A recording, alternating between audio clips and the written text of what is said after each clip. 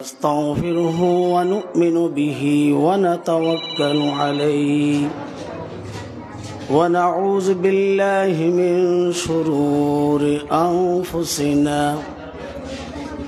ومن سيئات أعمالنا من يهده الله فلا مضل له ومن يضلله فلا هادي له ونشهد أن لا إله إلا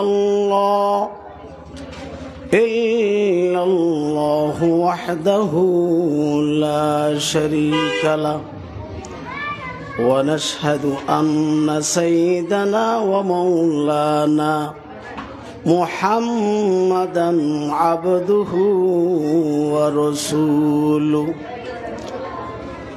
الذي أرسله الله إلى كافة الناس بشيرا ونذيرا وداعيا إلى الله بإذنه وسراجا منيرا اللهم صل على محمد النبي الأمي وعلى آله وسلم تسليما اللهم صل على محمد وأنزله المقعد المقرب عندك يوم القيامة أما بعد فقد قال الله تعالى في كلامه المجيد وفي فرقانه الحميد أعوذ بالله من الشيطان الرجيم بسم الله الرحمن الرحيم وإذ قال لقمان لابنه وهو يعظ يا بني لا تشرك بالله إن الشرك لظلم عظيم ووصينا الإنسان بوالديه حملته أمه وهنا على وهن قال النبي صلى الله عليه وسلم ألا كلكم راع وكلكم مسؤول عن رعيته وقال النبي صلى الله عليه وسلم الجنة تحت أقدام الأمهات صدق الله مولانا العظيم وصدق رسوله النبي الأمي الكريم ونحن على ذلك لمن الشاهدين والشاكرين মহান রব্বুল আলামিন আজকের মরকাজুর রহমা কর্তৃক আয়োজিত বার্ষিক মাহফিল এবং পুরস্কার বিতরণী অনুষ্ঠানের মোহতরম সভাপতি, উপস্থিত মুআজ্জজ উলামায়ে কেরাম, বেরাদরান ইসলাম, মুরব্বিয়ান আজম, আল্লাহ রাব্বুল আলামিন আমাকে আপনাদেরকে এই মহতি মুবারক মাহফিলে আসার বসার তৌফিক দিয়েছেন। সেই জন্য মওলার দরবারে প্রাণ ভরে শুকরিয়া আদায় করি, আলহামদুলিল্লাহ। আপনারা আওয়াজ করবেন না, আদবের সাথে বসে পড়ুন। আপনারা আদবের সাথে বসে পড়ুন, কথা বলবেন না। এটা কোরআনের মাহফিল। মরকাজুর রহমা এই মাদ্রাসার বার্ষিক মাহফিলে আল্লাহ রাব্বুল আলামিন আমাদের সকলকে আসার বসার তৌফিক দিয়েছেন। সেই জন্য প্রাণ ভরে শুকরিয়া আদায় করি, আলহামদুলিল্লাহ। ভালো কাজের মধ্যে আসার বসার তৌফিক হওয়া এটা আল্লাহর পক্ষ থেকে হয়ে থাকে। আল্লাহ তাআলা যাকে তৌফিক দান করেন সে ভালো কাজ করতে পারে, কোরআনের মাহফিলে বসতে পারে, উপস্থিত হতে পারে। ঈমান এবং ইবাদত এই দুইটা হচ্ছে আল্লাহর হক, এই দুইটা আমরা আল্লাহর জন্য করে থাকি। আল্লাহর হকের পর হচ্ছে বন্দার হক। বন্দার হকের মধ্যে সবচাইতে গুরুত্বপূর্ণ হক হলো মাতা পিতার হক, মাতা পিতার অধিকার, মাতা পিতার পাওনা। এখন মাতা পিতা মা বাবা ওনারা কারা? আমার আম্মা যদি আমাকে বলেন, হে পুত্র তুমি আমার ঘরে ঝাড়ু দাও, এখন আমি ঘরের মধ্যে মনে চাইলে ঝাড়ু দিব, মনে না চাইলে ঝাড়ু দিব না। কারণ ঘরের মধ্যে ঝাড়ু দেওয়া এটা আমার কাজ নয়। রীতি মোতাবেক এই কাজটি মেয়েদের, মহিলাদের কাজ। ঘরের মধ্যে ঝাড়ু দেওয়া এটা আমার উপর ফরজ নয়, ওয়াজিব নয়, সুন্নত মুআক্কাদা নয়। কিন্তু আমার আম্মা যখন আমাকে বলছেন, হে পুত্র তুমি আমার ঘরের মধ্যে ঝাড়ু দাও, তাহলে আমাকে ঘরের মধ্যে ঝাড়ু দেওয়া এটা ফরজ। কেন আমার আম্মা বলছেন?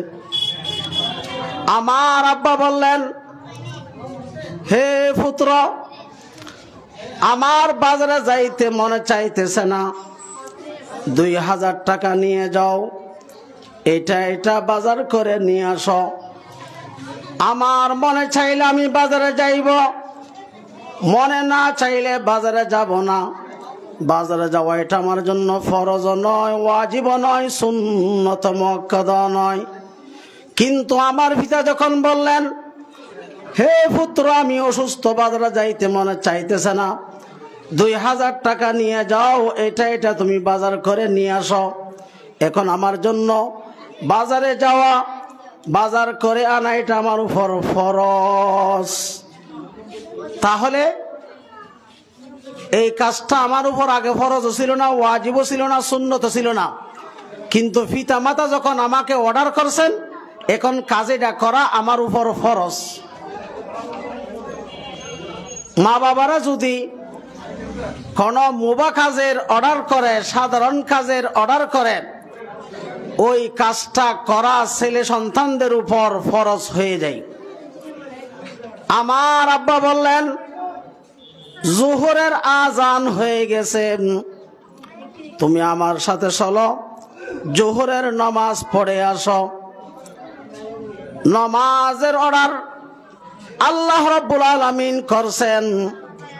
আমার পিতা যখন আমাকে নামাজের অর্ডার করলেন, এখন নামাজ পড়া এটা আমার জন্য ফরজের উপর ফরজ। আমার আম্মা বললেন, হে পুত্র ফজরের আজান হয়ে গেছে, তুমি মসজিদে গিয়ে ফজরের নামাজ পড়ে আসো। নামাজের অর্ডার আল্লাহ তাআলা করছেন। আমার আম্মা যখন নামাজের অর্ডার করতেছেন, এখন আমার জন্য নামাজ পড়ে আসা এটা ফরজের উপর ফরজ। এটাকে বলা হয় মা বাবা। মা বাবা যদি একটা সাধারণ কাজের অর্ডার দেয়, তাহলে ছেলে সন্তানদের উপর, মেয়েদের উপর এই কাজটা করা ফরজ হয়ে যায়। এটাকে বলা হয় মা বাবা। হযরত লুকমান আলাইহিস সালাতু ওয়াস সালাম সূরা লুকমানের 13 নম্বর আয়াত থেকে নিয়ে 19 নম্বর আয়াত পর্যন্ত হযরত লুকমান আলাইহিস সালাতু ওয়াস সালাম নিজের সন্তানকে কি ওয়াজ করেছেন তার বর্ণনা দিতেছেন। ওয়াজ করছেন দেখে হযরত লুকমান আলাইহিস সালাতু ওয়াস সালাম নিজের সন্তানকে ওয়াজ করতেছেন। এই ঘটনা কোরআনে কারীমের সূরা লুকমানের 13 নম্বর আয়াত থেকে নিয়ে 19 নম্বর আয়াতের শেষ পর্যন্ত আল্লাহ তাআলা বর্ণনা দিয়েছেন। অথচ বর্তমান আমাদের সমাজে, মুসলমানদের সমাজে মা বাবারা ছেলে মেয়েদেরকে, ছেলে সন্তানদেরকে ওয়াজ করার রীতিনীতি নাই। তার অর্থ হচ্ছে ছেলে মেয়েদেরকে মানুষের মতো মানুষ হিসেবে গড়ে তোলার আমাদের খেয়াল নেই। অথচ হযরতে সাহাবায়ে কিরাম রিদওয়ানুল্লাহি আলাইহিম আজমাইন, হযরতে মুহাদ্দিসিনে কিরাম, হযরতে ফুকাহায়ে কিরাম, হযরতে তাবেঈন, তবে তাবেঈন, ওনারা নিজের পরিবার পরিজনকে ওয়াজ করতেন, নিজের আত্মীয় স্বজনকে ওয়াজ করতেন, নিজের ছেলে সন্তানদেরকে ওয়াজ করতেন। তাদেরকে মানুষের মতো মানুষ হিসেবে কিভাবে গড়ে তুলবেন তারা চিন্তা করতেন, ভাবতেন। আমাদের কিছু নাই, আমাদের কিছুই নাই। আপনাদেরকে একটা কথা বলি, মা বাবারা যেমন ছেলে সন্তানদের কাছে পাওনা আছে, ছেলে সন্তানদের পাওনা মা বাবার কাছে আছে। বর্তমান আমাদের মুসলমানদের সমাজে মা বাবার অধিকার, মা বাবার পাওনা সম্পর্কে আলোচনা করা হয়, কিন্তু ছেলে সন্তানদের পাওনা অধিকার নিয়ে কোনো আলোচনা করা হয় না। অথচ ছেলে সন্তানদের পাওনা মাতা পিতার কাছে আগে, মাতা পিতার পাওনা ছেলে সন্তানের কাছে পরে। কোনটা আগে কোনটা পরে?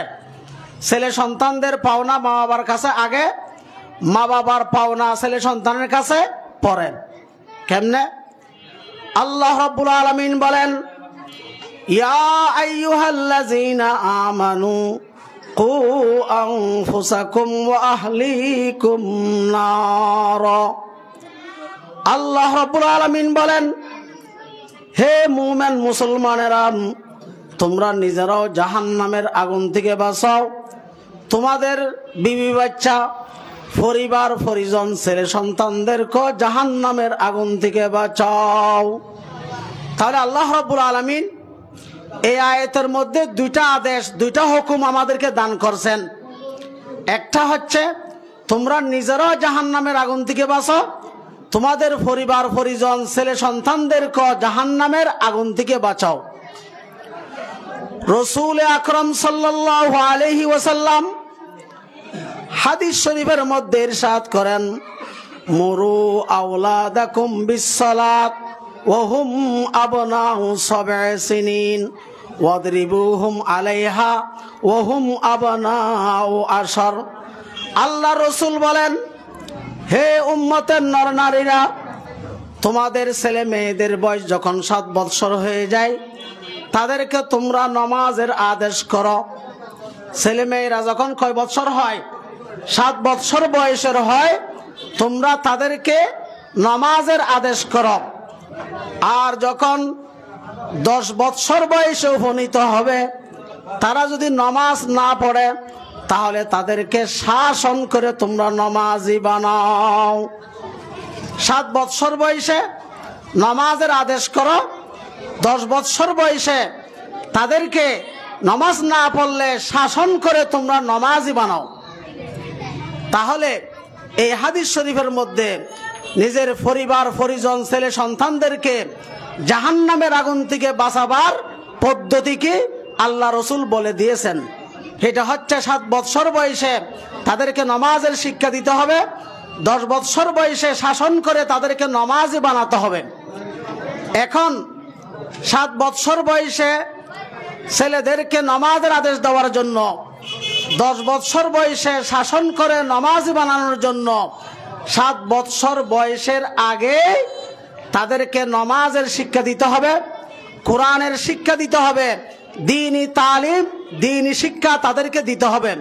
আপনি 7 বৎসর বয়সের আগে তাদেরকে কোরআনের শিক্ষা দিলেন না, নামাজের শিক্ষা দিলেন না, আর 7 বৎসর বয়সে যদি আসিয়া বলেন, এই ছেলে নামাজ পড়ো, তাহলে ছেলে বলবে, আব্বু আবার নামাজ কি? কারণ আপনি তো কিসের শিক্ষা দেন নাই, 7 বছর বয়সের আগে নামাজের শিক্ষা দেন নাই, এখন 7 বছর বয়সে আসিয়ে যদি বলেন তুমি নামাজ পড়ো, তোমাকে নামাজের আদেশ করতেছি, তখন ছেলে বলবে নামাজ আবার কি, কারণ তাকে তো নামাজের কি দেওয়া হয় নাই, শিক্ষা দেওয়া হয় নাই।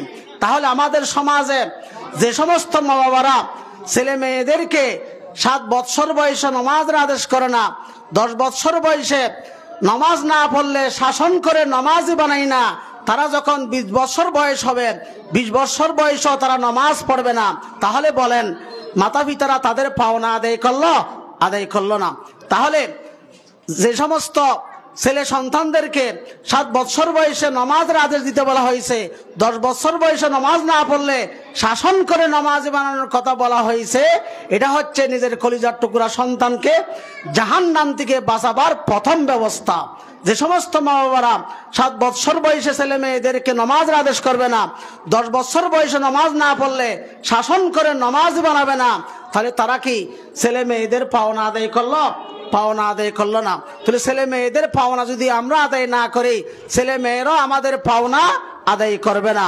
সেই জন্য ছেলে মেয়েদের পাওনা মা বাবার কাছে আগে, মা বাবার পাওনা ছেলে মেয়েদের কাছে পরে। আমরা যদি ছেলে মেয়েদের অধিকার, তাদের পাওনাগুলো যদি আমরা আদায় করে দিই, ইনশাআল্লাহ আমাদের ছেলে মেয়েরা আমাদের অধিকার, আমাদের পাওনাগুলো আদায় করবে।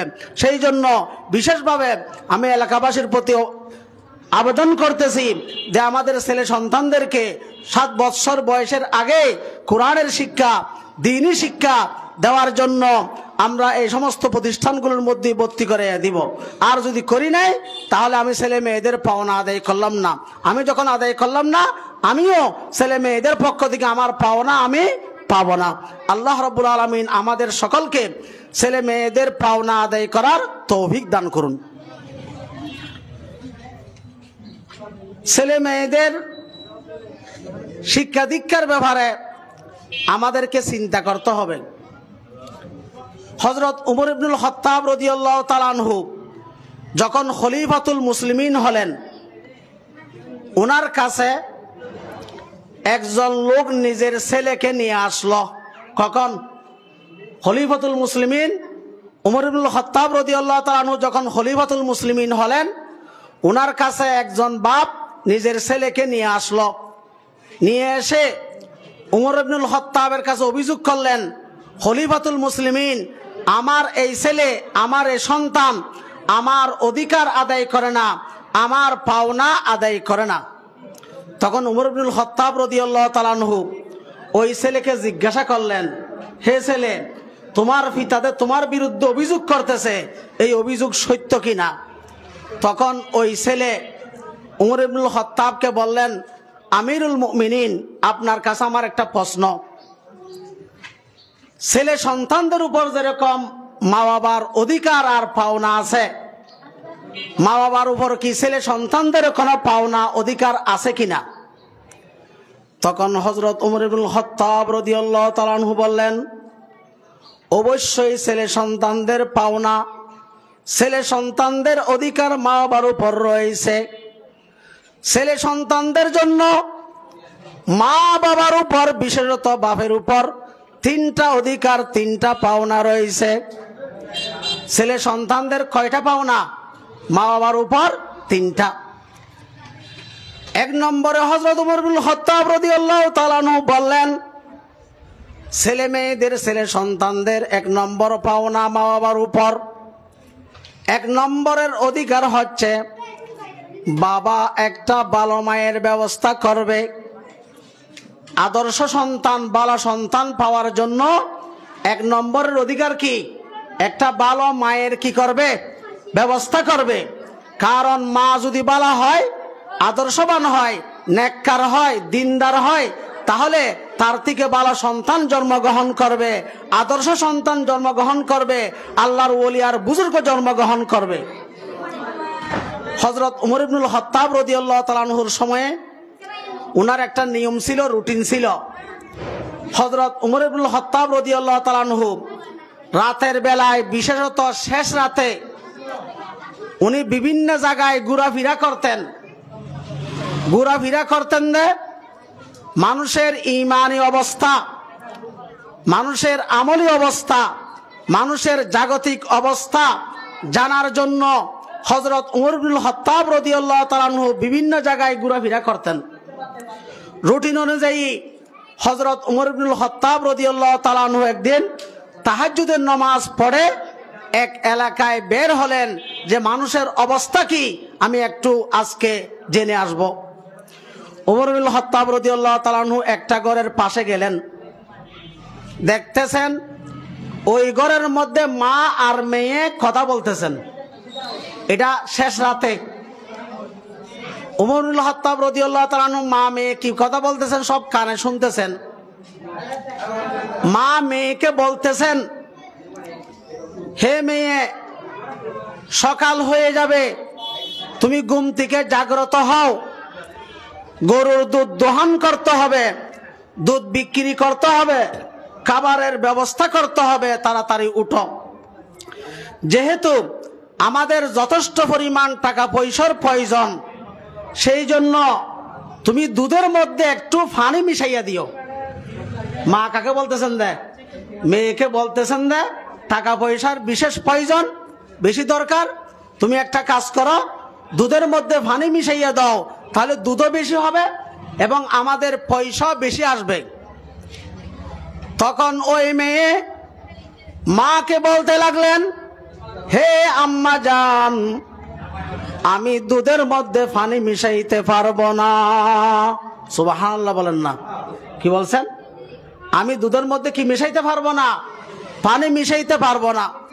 কারণ হযরত উমর ইবনুল খাত্তাব রাদিয়াল্লাহু তাআলা আনহু উনি রাষ্ট্রীয়ভাবে ঘোষণা দিয়েছেন, কেউ যদি বেজাল করে, দুধের মধ্যে পানি মিশায়, তাহলে তাকে কঠিন শাস্তি ভোগ করতে হবে, তাকে কঠিন শাস্তি দেওয়া হবে। হযরত উমর ইবনুল খাত্তাব রাদিয়াল্লাহু তাআলার পক্ষ থেকে ঘোষণা, আমি যদি দুধের মধ্যে পানি মিশাই তাহলে আমাদেরকে শাস্তি দেওয়া হবে, সেই জন্য আমি দুধের মধ্যে পানি মিশাইতে পারবো না। মেয়ে কি বললেন? উমর ইবনুল খাত্তাবের ঘোষণা, দুধের মধ্যে যদি পানি মিশাই দেওয়া হয় তাহলে তাকে শাস্তি দেওয়া হবে। এখন মা কি বলতেছেন, হয় আর উমর ইবনুল খাত্তাব কোথায় মদিনায়, আমরা কোথায় গ্রামে বাস করি, এখানে উমর ইবনুল খাত্তাব কি দেখতেছে যে তুমি দুধের মধ্যে কি করবে? পানি মিশাইবে? এটা কি উমর ইবনুল খাত্তাব শেষ রাতে দেখতেছে নাকি? তুমি পানির মধ্যে কি মিশাই দাও, দুধের মধ্যে পানি মিশাই দাও। তখন ওই মেয়ে বলতে লাগলো, হে আম্মা জান, খলিফাতুল মুসলিমিন উমর ইবনুল খাত্তাব রাদিয়াল্লাহু তাআলা আনহু না দেখলো? উমর ইবনুল খাত্তাবের উপর তো একজন আহকামুল হাকিমিন রব্বুল আলামিন আছেন, উনি তো দেখতেছেন। উনি তো উমর ইবনুল খাত্তাব না দেখলো, আল্লাহ রব্বুল আলামিন তো দেখতেছেন। সেই জন্য আল্লাহর ভয় আর ভীতি আমার দিলের মধ্যে আছে, আমি দুধের মধ্যে পানি মিশাইতে পারবো না। সুবহানাল্লাহ। তাহলে এই মেয়েটা কেন মিশাইল না? এই মেয়ের মধ্যে আল্লাহর তাকওয়া, আল্লাহর ডর, আল্লাহর ভয় কি ছিল, সেই জন্য সে দুধের মধ্যে পানি মিশাই নেই। হযরত উমর ইবনুল খাত্তাব রাদিয়াল্লাহু তাআলা আনহু মা মেয়ের সমস্ত কথা শুনলেন এবং উমর ইবনুল খাত্তাব রাদিয়াল্লাহু তাআলা বুঝতে পারলেন এই মেয়েটি যেটা দুধের মধ্যে পানি মিশাই নাই, এই মেয়েটি অত্যন্ত নেককার, দিনদার, পরহেজগার হবে। পরদিন হযরত উমর ইবনুল খাত্তাব রাদিয়াল্লাহু তাআলা আনহু এই মেয়েকে দরবারের মধ্যে ডেকে নিলেন। দরবারের মধ্যে ডেকে নিয়ে নিজের সন্তানের সাথে বিবাহ পড়াইয়া দিলেন। সুবহানাল্লাহ। কেন? এটা দিনদার মেয়ে, মা যখন ভালো হবে ছেলে সন্তানরাও কি হবে? ভালো হবে। সেই জন্য হযরত উমর রাদিয়াল্লাহু তাআলা আনহু বলছেন, ছেলে সন্তানদের এক নম্বরের পাওনা হলো একটা ভালো মায়ের কি করা? ব্যবস্থা করা। এই জন্য আমরা যদি ভালো সন্তান পাইতে চাই, আমাদেরকে সর্বপ্রথম ভালো মেয়ের কি করতে হবে? ভালো মায়ের ব্যবস্থা করতে হবে। এরপরে হযরত উমর রাদিয়াল্লাহু তাআলা আনহু বললেন, ছেলে সন্তানদের 2 নম্বরের পাওনা হইল তার একটা ভালো নাম রাখবে। ছেলে সন্তানদের 2 নম্বরের পাওনা কি? মা বাবারা ছেলে সন্তানদের একটা কি রাখবে? ভালো নাম রাখবে।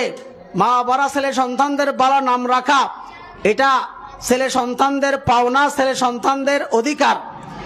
রাসূল আকরাম সাল্লাল্লাহু আলাইহি ওয়াসাল্লামের কাছে কোন মানুষ যদি আসতো, আর তার নামের অর্থ যদি খারাপ হইতো রাসূল আকরাম সাল্লাল্লাহু আলাইহি ওয়াসাল্লাম সঙ্গে সঙ্গে তার নাম পরিবর্তন করে অর্থবোধক নাম রাখতেন। সেই জন্য ছেলে সন্তানদের 2 নম্বরের অধিকার মা বাবার কাছে একটা অর্থবোধক ভালো নাম রাখা। এখন আমরা তো সেই জিনিসটা চিন্তা করি না, আমরা আবুল তাবুল অর্থ ভালো না যে কোনো একটা নাম রেখে দিই, এই নামের অর্থ খারাপ না ভালো এটা আমরা খেয়াল করি না, অথচ নামের আসর নামের প্রভাব মানুষের উপর পড়ে। আমি একটা ঘটনা বলি। হযরত থানবী রহমতুল্লাহ আলাইহি ওনার দরবারে একজন লোক নিজের ছেলেকে নিয়ে আসলেন, নিয়ে এসে বললেন, হুজুর আমার এই সন্তান সব সময় অসুস্থ থাকে, আপনি একটু দোয়া করেন যাতে আমার সন্তানটা সব সময় কি থাকে, সুস্থ থাকে। আমরা ভালো করে খেয়াল করি, হুজুর আমার এই সন্তানটা সব সময় অসুস্থ থাকে, আপনি একটু দোয়া করে দেন যাতে আমার এই সন্তানটা সব সময় সুস্থ থাকে। তখন হযরত আশরাফ আলী থানবী রহমতুল্লাহ আলাইহি জিজ্ঞাসা করলেন, তোমার ছেলের নাম কি? তোমার ছেলের নাম কি? তখন ওই লোক বললেন, আমার ছেলের নাম হচ্ছে কলিমুল্লাহ। কি নাম? কলিমুল্লাহ। তখন আশরাফ আলী থানবী রহমতুল্লাহ আলাইহি বললেন, তোমার ছেলের নামের অর্থ ভালো নয়, তোমার ছেলের নামের অর্থ কি? ভালো নয়। কারণ কলিম শব্দের অর্থ হচ্ছে আহত, অসুস্থ, আহত, অসুস্থ। তখন হযরত থানবী রহমতুল্লাহ আলাইহি এই নামটা পরিবর্তন করে তার নাম রাখলেন সলিমুল্লাহ। কি নাম রাখলেন? সলিম শব্দের অর্থ হচ্ছে সুস্থ, নিরাপদ, সুস্থ, নিরাপদ।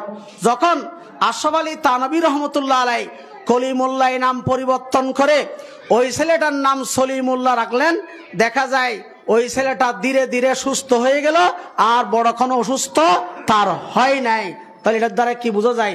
নামের একটা প্রভাব আসর মানুষের উপর পড়ে। সেই জন্য আমরা যখন নাম রাখবো অর্থবোধক নাম রাখবো, উলামায়ে কেরামের কাছে জিজ্ঞাসা করিয়া নাম রাখার জন্য চেষ্টা করব। শিয়ারা হযরত আলী রাদিয়াল্লাহু তাআলা আনহু অত্যন্ত অতিভক্তের দাবিদার, কিন্তু হযরত আবু বকর সিদ্দিক, হযরত উমর রাদিয়াল্লাহু তাআলা আনহুর সাথে তারা বিদ্বেষ রাখে। কারা? শিয়ারা। তারা আলী রাদিয়াল্লাহু তাআলা আনহুকে বেশি ভালোবাসে এবং আবু বকর সিদ্দিক, হযরত উমর রাদিয়াল্লাহু তাআলা আনহুর সাথে বেশি কি রাখে? তারা বিদ্বেষ রাখে। ওই শিয়ার একটা গাধা ছিল, দুইটা গাধা ছিল। একটা গাধার নাম রাখছে আবু বকর, আর একটা গাধার নাম রাখছে কি? উমর। এই নামটা রাখছে দে হযরত আবু বকর আর উমরের প্রতি বিদ্বেষ রাখিয়া। হঠাৎ একদিন যে গাধাটার নাম রাখছে উমর, ওই গাধাটা ওই শিয়াকে এমন একটা লাথি মারলো, এক লাথিতে ওই মানুষটা মারা গেল। কেন? পরবর্তীতে দেখা যায় যে গাধাটার নাম উমর রাখছিল সেই গাধাটাই তাকে লাথি মারছে। হযরত উমরের নামের মধ্যে একটা গরম আর মেজাজের কি ছিল? প্রভাব ছিল। সেই প্রভাবের কারণে ওই গাধায় তাকে লাথি মারছে। তাহলে কি প্রমাণ হয়? নামেরও একটা প্রভাব আসর মানুষের উপর পড়ে। সেই জন্য মা বাবার 2 নম্বরের করণীয়, ছেলে মেয়েদের 2 নম্বরের অধিকার পাওনা একটা ভালো নাম, অর্থবোধক কি রাখা, নাম রাখা। 3 নম্বরের অধিকার হচ্ছে ছেলে মেয়েদেরকে কোরআনের শিক্ষা দেওয়া, কোরআনের তালিম দেওয়া। 3 নম্বরের অধিকার কি? ছেলে মেয়েদেরকে কোরআনের শিক্ষা দেওয়া, দ্বীনি তালিম দেওয়া। ছেলে সন্তানরা যখন কথা বলার অবস্থা হয়ে যায় তখন সর্বপ্রথম তাদেরকে তালিম দিবে লা ইলাহা ইল্লাল্লাহ, লা ইলাহা ইল্লাল্লাহু মুহাম্মাদুর রাসূলুল্লাহ।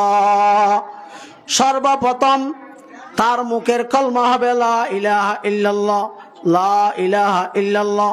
তাদেরকে আল্লাহর কথা, নবীর কথা, সাহাবায়ে কেরামের ঘটনা, নবী রাসূলদের ঘটনা তাদের সামনে তুলে ধরতে হবে, বর্ণনা করতে হবে, দ্বীনের কথা তাদের সামনে বলতে হবে।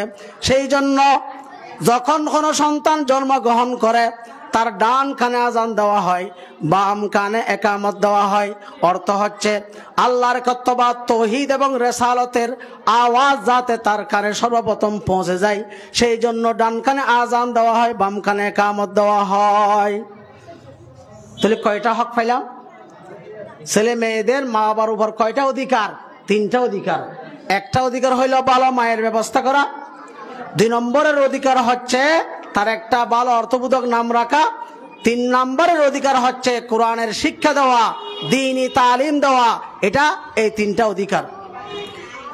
হযরত ওমর রাদিয়াল্লাহু তাআলা আনহু যখন এই 3টা অধিকারের কথা বললেন, তখন ওই ছেলে হযরত ওমর ইবনুল খাত্তাবকে বললেন, খলিফাতুল মুসলিমিন, আমার পিতা আমার 3টা পাওনা আমাকে দান করে নাই, আমার 3টা অধিকার আমার পিতা আমাকে আদায় করে নাই।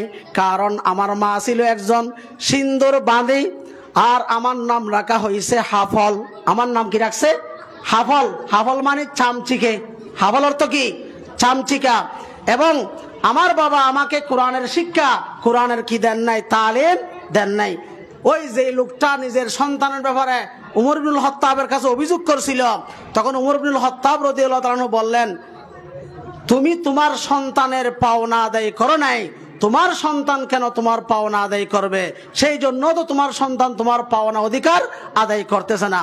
তাহলে বোঝা যায় আমরা যদি আমাদের ছেলে সন্তানদের পাওনা, তাদের অধিকার যদি আমরা আদায় করে, অবশ্যই আমাদের ছেলে মেয়েরা আমাদের অধিকার, আমাদের পাওনা আদায় করবে, এতে কোনো সন্দেহ নাই। তাহলে আমরা যদি ছেলে মেয়েদের কাছে আমাদের পাওনা পাইতে চাই, আমাদের অধিকার লাভ করতে চাই, তাহলে আমরা তাদেরকে তাদের পাওনা আদায় করে দিব। আল্লাহ রাব্বুল আলামিন তৌফিক দান করুক। হযরত লুকমান আলাইহিস সালাতু ওয়াস সালাম নিজের সন্তানকে কি ওয়াজ করেছেন? মহান রব্বুল আলামিন সূরা লুকমানের 13 নম্বর আয়াত থেকে নিয়ে 19 নম্বর আয়াতের শেষ পর্যন্ত তার বর্ণনা দিতেছেন। ওয়াজ কে করছেন? হযরত লুকমান আলাইহিস সালাতু ওয়াস সালাম নিজের ছেলেকে কি করছেন? ওয়াজ করছেন, সেটার বর্ণনা দিতেছেন। ওয়াইজ ক্বালা লুকমান লিবনিহি ওয়া হুয়া ইয়াইযু ইয়া বুনাইয়া লা তুশরিক বিল্লাহ ইন্নাশ শিরকা লাযুলমুন আযীম। আল্লাহ রাব্বুল আলামিন বলেন, হে মুহাম্মদ সাল্লাল্লাহু আলাইহি ওয়াসাল্লাম, আপনারা আওয়াজ বন্ধ করেন, আওয়াজ বন্ধ করেন। এখানে কোনো শিক্ষক নাই, আওয়াজ বন্ধ করেন। আপনারা কোনো কথা বলবেন না, এটা কোরআনের মাহফিল। মহান রব্বুল আলামিন বলেন, হে মুহাম্মদ সাল্লাল্লাহু আলাইহি ওয়াসাল্লাম, আপনি ওই সময়কে স্মরণ করেন যে সময় হযরত লুকমান আলাইহিস সালাতু ওয়াস সালাম তার পুত্রকে ওয়াজ করতেছেন। কি ওয়াজ? ইয়া বুনাইয়া লা তুশরিক বিল্লাহ, হে আমার পুত্র, আল্লাহর সৃষ্টির মধ্যে কেউকে কোনো কিছুকে আল্লাহর অংশীদার বানাবে না, আল্লাহর অংশীদার স্বীকার করবে না, আল্লাহর অংশীদার দেখাবে না। হে পুত্র, আল্লাহর সৃষ্টির মধ্যে কোনো কিছুকে আল্লাহর সমান কোন সাইডে মনে করবে না, বুঝাবে না, দেখবে না, স্বীকার করবে না। কেন? ইন্নাশ শিরকা লাযুলমুন আযীম, কেননা শিরিক এটা জুলুম, শুধু জুলুম নয়, শ্রেষ্ঠ জুলুম, মহা জুলুম, সাধারণ জুলুম নয়, অসাধারণ জুলুম, সামান্য জুলুম নয়, অসামান্য জুলুম। তাহলে শিরিক এটা জুলুম, এটা হারাম। শিরিক যেহেতু আল্লাহ তাআলা হারাম করছেন, মা বাবারও যদি ছেলে সন্তানকে শিরিকের গুনাহ থেকে নিষেধ করে, তাহলে এটা হারামের উপর হারাম হয়ে যায়। কিসের উপর? যেরকম ভালো কাজের অর্ডার করলে মা বাবারা সেটা ফরজের উপর ফরজ হয়ে যায়, কোনো কাজ যদি করতে নিষেধ করে, হারাম করে, এটা হারামের উপর কি হয়ে যায়? হারাম হয়ে যায়। এখন আসুন, অনেকে আমাদের কাছে আসে, এসে বলেন, হুজুর, আমার জীবনের মধ্যে কোনো বরকত নাই। আমাদের কাছে এসে কি বলেন? আমার জীবন হুজুর কোনো কি নাই, বরকত নেই, আমার পরিবারের মধ্যে কোনো শান্তি নেই, হুজুর রিজিকের মধ্যে কোনো বরকত নেই, সব সময় টেনশনের মধ্যে আছি, পেরেশানির মধ্যে আছি। কিন্তু তাদের জীবনের অবস্থা যদি যাচাই বাছাই করা হয়, দেখা যায় তাদের সম্পর্ক মাতা পিতার সাথে ভালো নয়। তাদের সম্পর্ক মাতা পিতার সাথে কি নয়? ভালো নয়। আমরা যদি দুনিয়ার মধ্যে বরকত লাভ করতে চাই, ইহকালীন পরকালীন শান্তি লাভ করতে চাই, রিজিকের মধ্যে বরকত লাভ করতে চাই, সুখ শান্তি যদি লাভ করতে চাই, আমাদের এক নম্বরের কাজ হচ্ছে মা বাবার সেবা করতে হবে, মা বাবার খেদমত করতে হবে, মা বাবার কথা মেনে চলতে হবে। আজকে তো আমরা বড় বড় পীরের দরবারে যাই, বড় বড় অনেক বুজুর্গদের দরবারে যাই দোয়া চাওয়ার জন্য। হুজুর আমার ব্যবসার সমস্যা, একটু দোয়া করবেন। হুজুর আমার অমুক রোগ, আমার জন্য একটু কি করবেন? দোয়া করবেন। হুজুর আমি খুব টেনশনে আছি, আমার জন্য একটু দোয়া করবেন। অথচ নিজের ঘরের মধ্যে কি আছে? মা বাবারা আছেন, নিজের মা বাবার কাছে কোনোদিন কি চাই না? দোয়া চাই না। আমি কসম করে বলবো, দুনিয়ার ওলি গোজ কুতুব বুজুর্গ সবগুলোর দোয়া যদি এক ফাল্লায় দেওয়া হয়, মাতা পিতার দোয়া যদি আরেক ফাল্লায় দেওয়া হয়, মা বাবার দোয়া অনেক অনেক বেশি ভারী হবে। সুবহানাল্লাহ। তাহলে মা বাবার দোয়ার মধ্যে আল্লাহর মাঝখানে কোনো পর্দা নেই। অলি বুজুর্গের দোয়া কবুল হওয়া না হওয়ার মধ্যে সন্দেহ আছে, কিন্তু মা বাবারা যদি ছেলে সন্তানদের জন্য দোয়া করে, সেই দোয়ার মধ্যে কোনো পর্দা নাই। অবশ্যই আল্লাহ তাআলা সেই দোয়া কি করবেন? কবুল করবেন। দুনিয়া আখিরাতের মধ্যে শান্তি লাভ করার জন্য মাতা পিতার সেবা করতে হবে, খেদমত করতে হবে, তাদের আনুগত্য করতে হবে। এমনকি হাদিস শরীফ অধ্যয়ন করলে দেখা যায়, যাদের সম্পর্ক মা বাবার সাথে ভালো নয়, যারা মাতা পিতার অধিকার আদায় করে না, মাতা পিতার সেবা করে না, তাদের মৃত্যুবরণ করার সময়ও কলিমা নসিব হবে না। সকলে বলেন নাউজুবিল্লাহ। যারা মাতা পিতার সাথে অসৎ আচরণ করে, মৃত্যুবরণ করার সময় কলমা নসিব না হওয়ারও কি আছে? আশঙ্কা আছে। আমাদের একজন বুজুর্গ ফকি আবু লাইস সমরকন্দি রহমতুল্লাহ আলাইহি, ওনার কিতাবের মধ্যে লেখেন, রাসূল আকরাম সাল্লাল্লাহু আলাইহি ওয়াসাল্লামের জামানায় আলকামা নামক একজন লোক ছিলেন। উনি অত্যন্ত ভালো মানুষ ছিলেন, পরহেজগার লোক ছিলেন। কিন্তু যখন মৃত্যুর বিছানায় পড়ে গেলেন, কিসের বিছানায়? নাম খেয়াল রাখবেন, ওই লোকটার নাম কি বলছি? আলকামা। সে মৃত্যুর বিছানায় পড়ে গেল। কিসের বিছানায়? মৃত্যু হবে। এলাকার লোকজনরা মৃত্যুর বিছানায় যখন পড়ে গেল দেখার জন্য আসছে, মুখে মুখে কলিমা পাঠ করাইতে চাইতেছে, লা ইলাহা ইল্লাল্লাহু মুহাম্মাদুর রাসূলুল্লাহ, লা ইলাহা ইল্লাল্লাহু মুহাম্মাদুর রাসূলুল্লাহ। এলাকার লোকেরা মুখে মুখে পড়তেছেন, কিন্তু আলকামার মুখ দিয়া কোনোভাবে কলমা বের হচ্ছে না, কোনোভাবে কলমা বের হচ্ছে না। তাহলে তো বেঈমান হয়ে কি যাবে? মারা যাবে। আলকামার স্ত্রী রাসূল আকরাম সাল্লাল্লাহু আলাইহি ওয়াসাল্লামের দরবারে উপস্থিত। ইয়া রাসূলুল্লাহ, আমার স্বামী আলকামা মৃত্যুর বিছানায় পড়ে গেছে। এলাকার মুসলমান ভাই বেরাদররা কলমা পাঠ করাচ্ছে, কলমার তলকিন করতেছে, লা ইলাহা ইল্লাল্লাহু মুহাম্মাদুর রাসূলুল্লাহ। কিন্তু আমার স্বামীর মুখ দিয়া কোনোভাবে কলমা বের হচ্ছে না। ইয়া রাসূলুল্লাহ, আমার স্বামী মৃত্যুর বিছানায় পড়ে গেছে, এলাকার লোকেরা কলমার তলকিন করতেছে, কিন্তু ওনার মুখ দিয়া কোনোভাবে কি বের হচ্ছে না? কলমা বের হচ্ছে না। এখন তো আমার স্বামী, ইয়া রাসূলুল্লাহ, আলকামা বেঈমান হয়ে মারা যাবে। ইয়া রাসূলুল্লাহ, আপনি একটা ব্যবস্থা করেন না।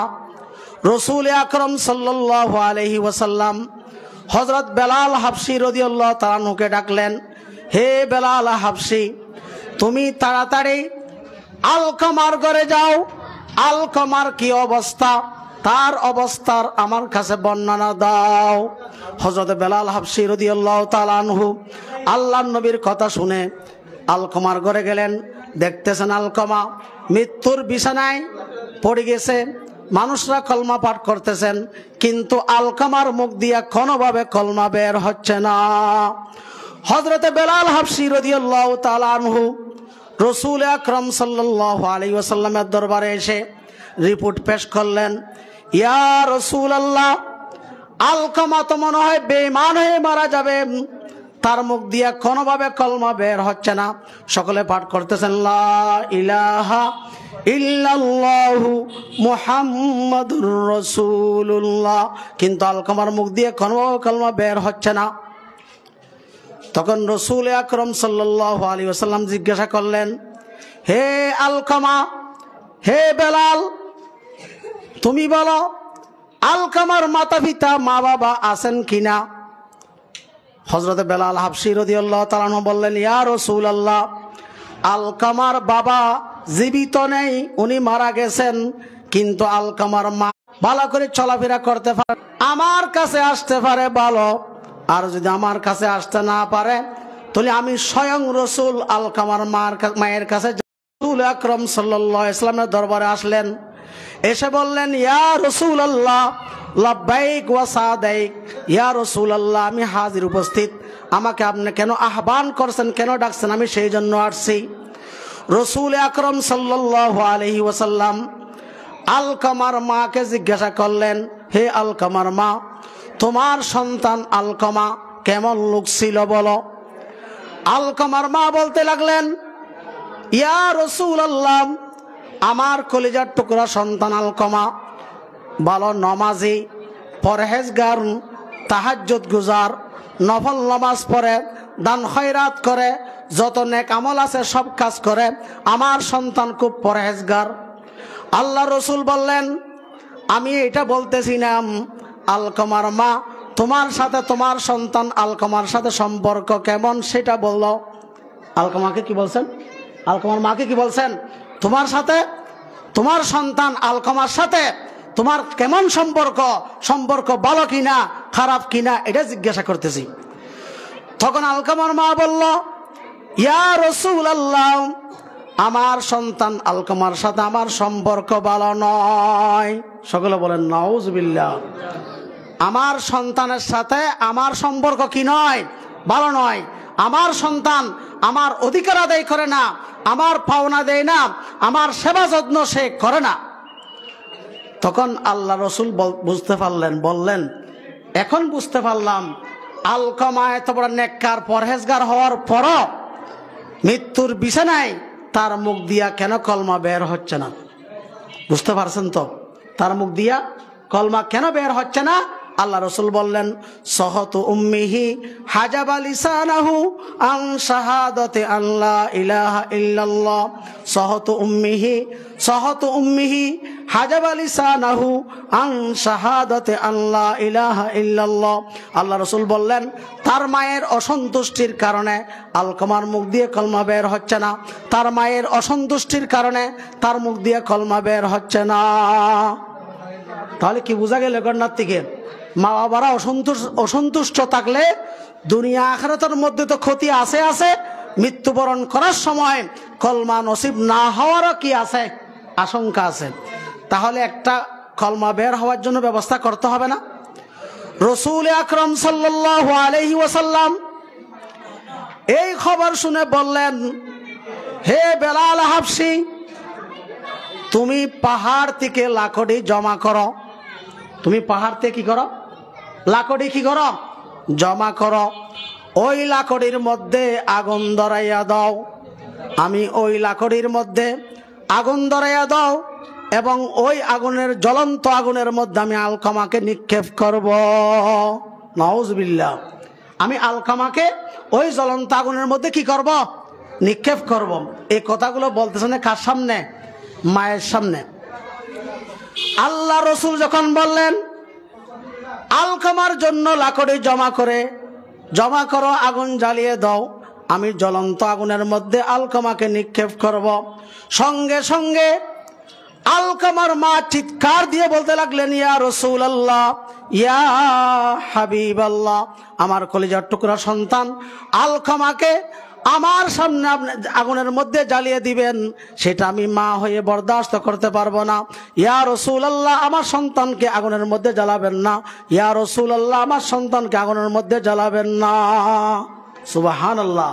দেখছেন, মাকে কষ্ট দিছে, কিন্তু আগুনে যখন জ্বালানোর কথা আসছে তখন মায়ের দরদ শুরু হয়ে গেছে। মা বলতেছে, আমার কলিজার টুকরা সন্তানকে আগুনে জ্বালাইবেন, সেটা আমি মা হয়ে কি করতে পারবো না, বরদাস্ত করতে পারবো না। মায়ের দরদ শুরু হয়ে গেছে।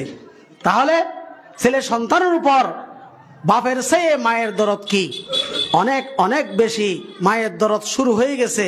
এই জন্য আল্লাহর নবীর একজন সাহাবী আল্লাহর নবীকে বললেন, আন আবি হুরায়রা রাদিয়াল্লাহু তাআলা জাআ রাজুলুন ইলা রাসূলিল্লাহি সাল্লাল্লাহু আলাইহি ওয়াসাল্লাম ফাকালা ইয়া রাসূলুল্লাহ মান আহাক্কু বিহুসনি সাহাবাতি, ইয়া রাসূলুল্লাহ মান আহাক্কু বিহুসনি সাহাবাতি।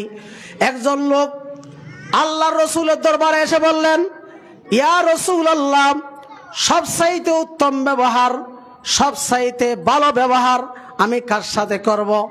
আল্লাহ রসুল বললেন, উম্মুক। আল্লাহ রসুল কি বললেন? উম্মুক। সবচাইতে ভালো ব্যবহার, উত্তম ব্যবহার তুমি তোমার মায়ের সাথে করবে। এরপর ওই সাহাবী আবার জিজ্ঞাসা করলেন, সুম্মা মান? ফাকালা উম্মুক। এরপর ওই ব্যক্তি বলেন, ইয়া রাসূলুল্লাহ, এরপরে সবচাইতে ভালো ব্যবহার আমি কার সাথে করব? দ্বিতীয়বার আল্লাহ রসুল বললেন, উম্মুক, তুমি তোমার মায়ের সাথে করবে। এরপর আবার ওই সাহাবী আল্লাহর নবীর কাছে প্রশ্ন করলেন, সুম্মা মান? ক্বালা উম্মুক। আবার আল্লাহ রসুলকে বললেন, ইয়া রাসূলুল্লাহ, এরপর আমি কার সাথে ভালো ব্যবহার করব? আল্লাহ নবী বললেন, তোমার মায়ের সাথে। কয়বার বলছেন? 3 বার।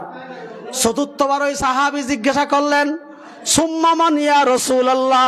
ইয়া রাসূলুল্লাহ, উত্তম ব্যবহার আমি এরপরে কার সাথে করব?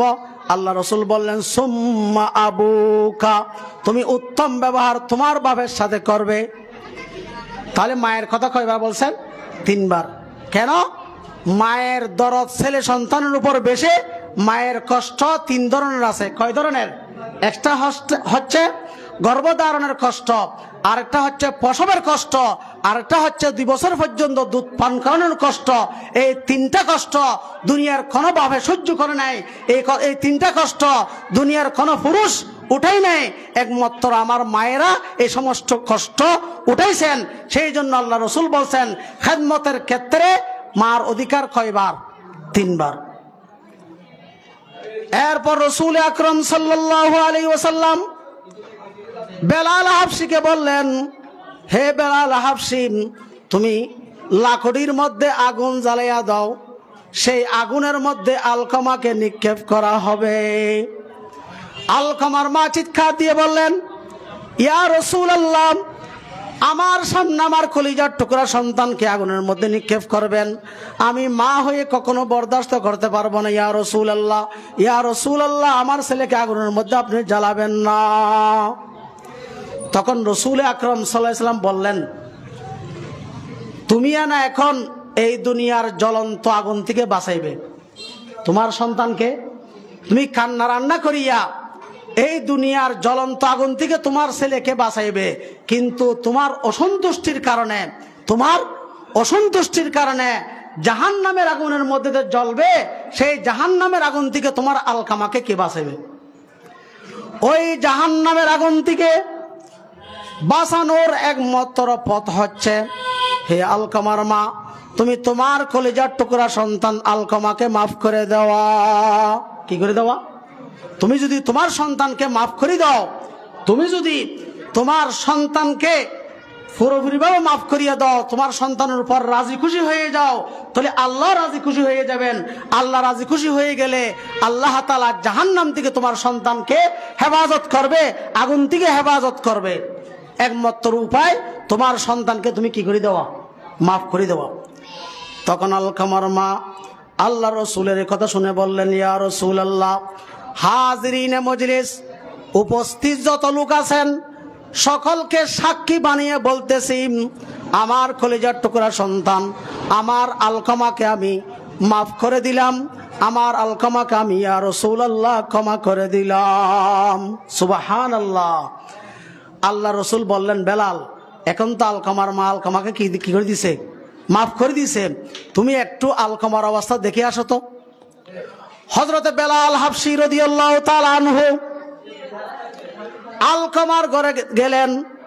আলকামার ঘরে গিয়ে দেখলেন আলকামার মুখ দিয়ে বের হচ্ছে লা ইলাহা ইল্লাল্লাহু মুহাম্মাদুর রাসূলুল্লাহ, লা ইলাহা ইল্লাল্লাহু মুহাম্মাদুর রাসূলুল্লাহ। সুবহানাল্লাহ। এতক্ষণ মুখ দিয়ে কি বের হয় নাই? কলমা বের হয় নাই। কিন্তু মা যখন সন্তানের উপর সন্তুষ্ট হয়ে গেছে, মা যখন ক্ষমা করে দিল, আল্লাহ ক্ষমা করে দিল। মা যখন রাজি হয়ে গেল, আল্লাহ রাজি হয়ে গেল। আল্লাহর আরশের দরজা খুলে গেল, রহমতের দরজা খুলে গেল। আল্লাহ তাআলা আলকামার মুখ দিয়ে কলমা বের করে দিল। সুবহানাল্লাহ। তাহলে এই ঘটনার দ্বারা কি বোঝা যায়? মা বাবার সাথে যদি অসৎ আচরণ করে, দুনিয়া আখিরাতে বরবাদ, এমনকি মৃত্যুর সময় কলিমা নসিব না হওয়ারও কি রয়েছে? আশঙ্কা রয়েছে। সেই জন্য আমরা অনেকেই আজকে বিভিন্ন সমস্যায় আছি, কিন্তু মূল সমস্যা কোথায়?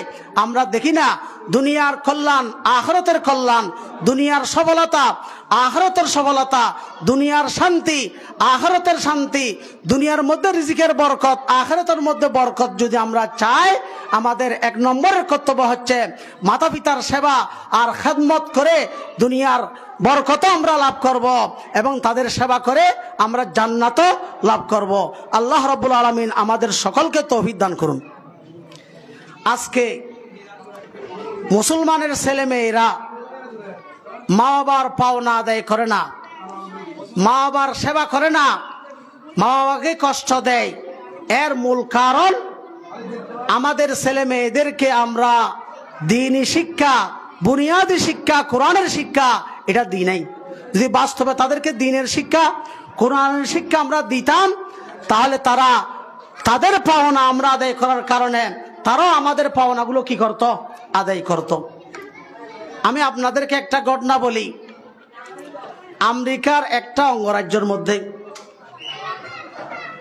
একটা বিল্ডিং এর মধ্যে মাও থাকতো, নিজের ছেলেও থাকতো।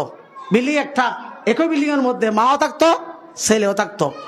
মা থাকতো এক রুমে, ছেলে থাকতো কি আরেক রুমে।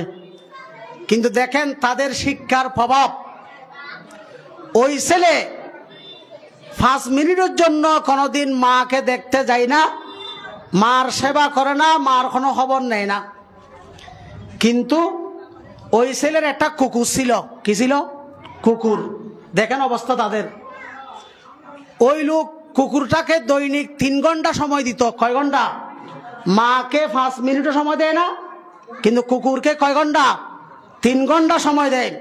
এবং কুকুরের খাবার দাবারের ব্যবস্থা করে, কুকুরকে প্রত্যেক দিন গোসল করায়।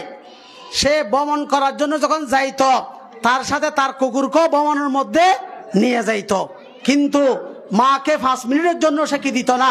সময় দিত না। এটার উপর মা খুব অসন্তুষ্ট। তখন মা কি করছে?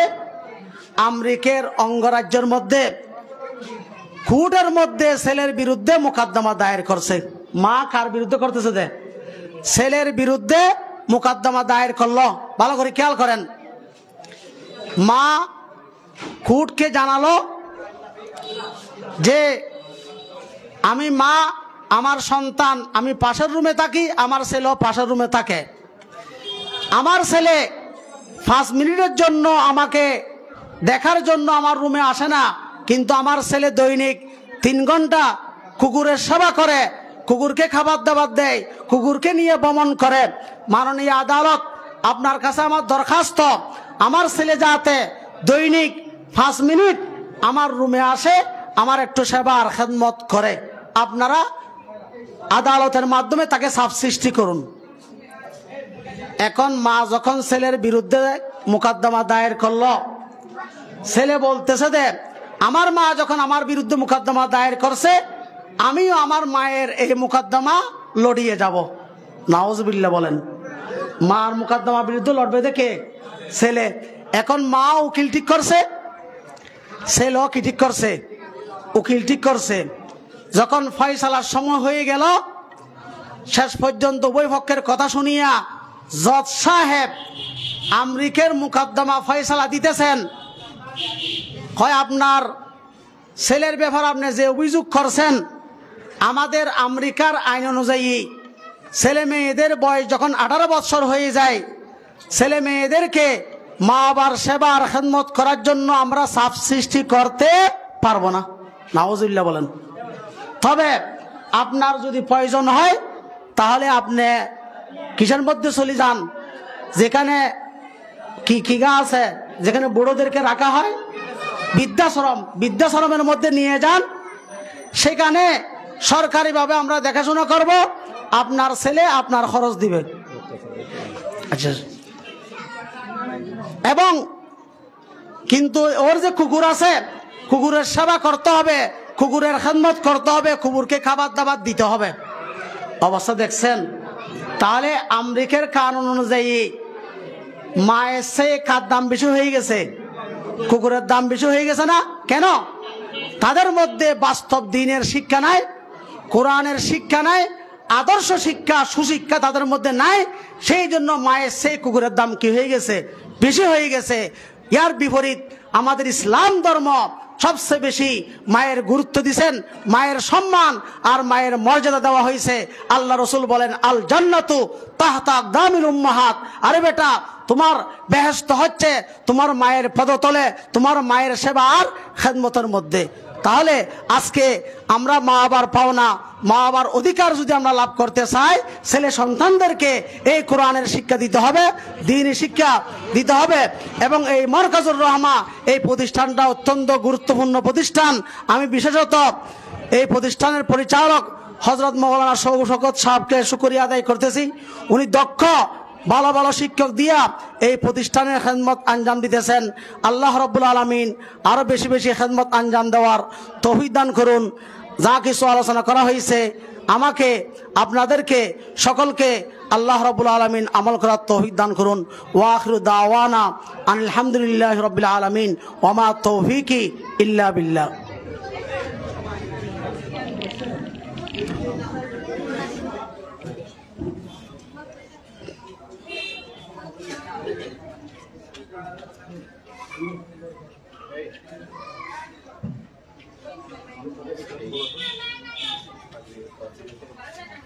কেউ নাই?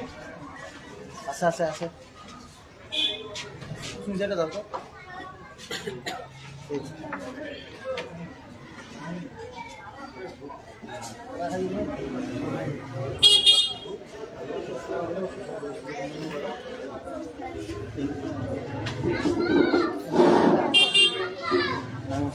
সম্মানিত উপস্থিতি,